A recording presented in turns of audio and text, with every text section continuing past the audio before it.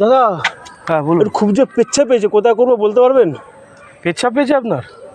আপনি একটু এখানে দাঁড়ান, এখানে দাঁড়ান, এই রডটা ধরে দাঁড়ান। কষ্ট হচ্ছে, খুব কষ্ট হচ্ছে? হ্যাঁ দাদা খুব জোর পেয়েছে, বললে একটু ভালো হতো।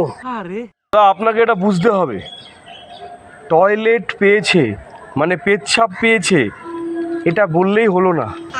তার আগে আপনাকে একটা ভেতর থেকে গভীর সিদ্ধান্ত নিতে হবে যে আমাকে পেচ্ছাপ করতে হবে।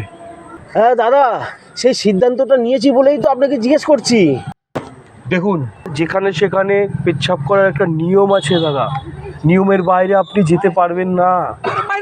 দূর আপনার নিয়মের কাঁথায় আগুন, কোথায় পেচ্ছাপ করবো একটু বলুন তো আগে, আমি আর পারছি না। আরে দাদা, পারা না পারা সব ভগবানের হাতে দাদা। আমরা কে?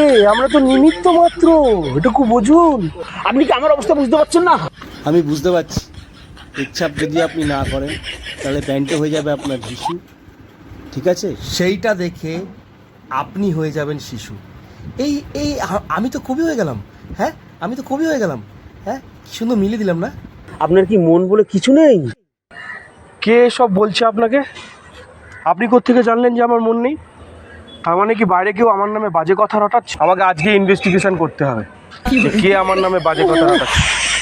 না না, আমাকে করতেই হবে, আমার নামে বাজে কথা।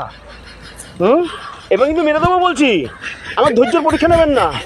কেন, আমরা স্কুলে পরীক্ষা নিত না?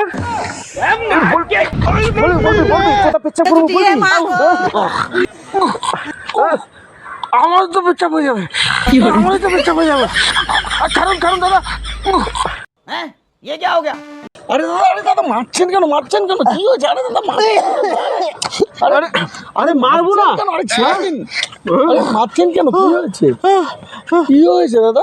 আমার অনেকক্ষণ ধরে পেচ্ছাপ পেয়েছে, আমি ওকে জিজ্ঞেস করছি কোথায় করব। আচ্ছা, আমাকে কত জ্ঞান দিচ্ছে। হ্যাঁ, পেচ্ছাপ মাথায় উঠে যাবে, আপনি শিশু হয়ে গেছেন, আপনার স্কুলে পরীক্ষা নিয়েছি কিনা।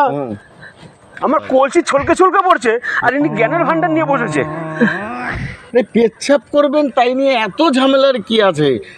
এই তো এইখানে করুন না, আমরা তো এখানে সবাই করি, কেউ কিছু বলবে না, করুন, এখানেই করুন।